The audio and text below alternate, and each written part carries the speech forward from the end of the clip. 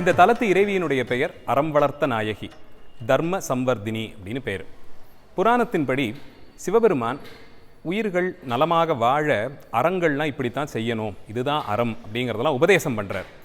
அந்த அறச்செயல்கள் நீடித்து இருக்க அம்மன் கிட்ட 2 நாழி நெல்லை அளந்து கொடுக்குறாராம்.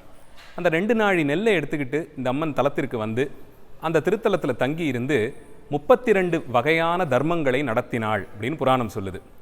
அறத்தை உபதேசிப்பதை இறைவன் செய்தாலும் அறச்செயல்களை எப்படி செய்யணுங்கிறத அம்மன் கிட்ட சொல்லி அவங்க மூலமாக தான் நடத்தி காட்டுறார். நாமே யாருக்காவது ஒரு 10 ரூபா தர்மம் பண்ணும்போது வலது கை அந்த பணத்தை முன்னாடி எடுத்துகிட்டு போனாலும் நம்மையும் அறியாமல் இடது கை கூடவே வந்துடும். இப்படி போய் அந்த பணத்தை சேர்ப்போம் இல்லையா?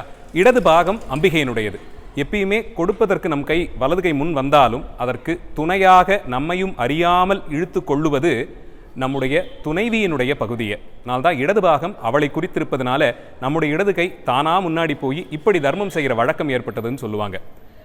அறம் உபதேசமாக ஆண்கள் செய்யலாம், அதை தெரிந்து கொள்ளலாம்.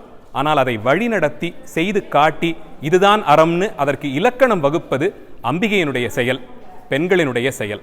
அதனால தான் அறங்களை வளரச் செய்தவளாக, அறம் வளர்த்த நாயகியாக இந்த திருத்தலத்திலையும் இதேபோல் இன்னும் பல தலங்கள்லையும் அம்பிகை எழுந்தருளியிருக்காங்க.